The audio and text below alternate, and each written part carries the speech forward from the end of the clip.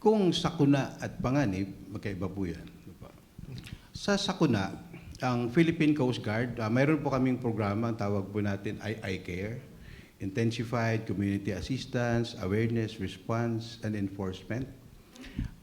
Doon po sa community assistance, inano natin yung taong bayan na maging katuwang natin sila. So we empower them, tinrain natin sila para ma-lessen yung dependence nila din sa gobyerno. Sila mismo alam nila how to save themselves. Awareness, para yung A is awareness. Sila mismo nagbibigay ng information sa atin para pag may nangyari sa kanila, mabilis pong nakaka-responde yung Coast Guard. And sa response, mayroon po tayong doktrina ngayon sa Coast Guard. Tawag po natin Doctrine 1030. Dapat kung small boat ka, in 10 minutes, nakaalis ka na. Kung barko ka, dapat in 30 minutes, nakaalis ka na sa pantalan. An enforcement, para masigurado natin ang karapatan ng bawat isa na poproteksyonan, ang hindi lang tayo apprehension, dapat mayroong conviction. At upang magawa natin ito, ang Coast Guard ay nagpapatupad ng persistent presence offshore. Lagi tayong may barko sa mga fishing grounds.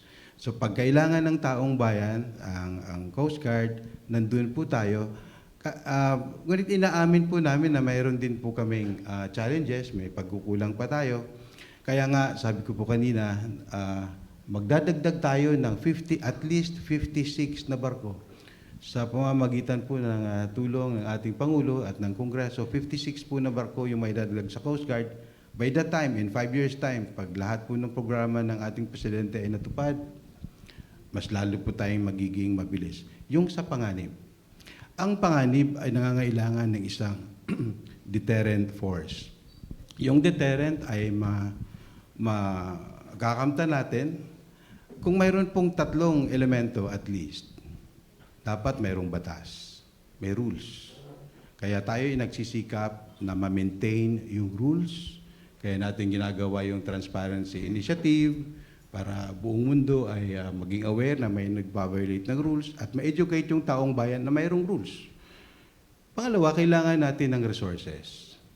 Kaya tayo nagmo-modernize para ma-implement natin yung batas. Ngunit bilang isang bansa, gaano man tayo kalaki o kaliit, hindi talaga natin kakayanin lahat ito. Kaya kailangan natin ng pangatlong R. Hindi po yun Roy, hindi po yun Ronnie. Okay. Yun po ay relationship.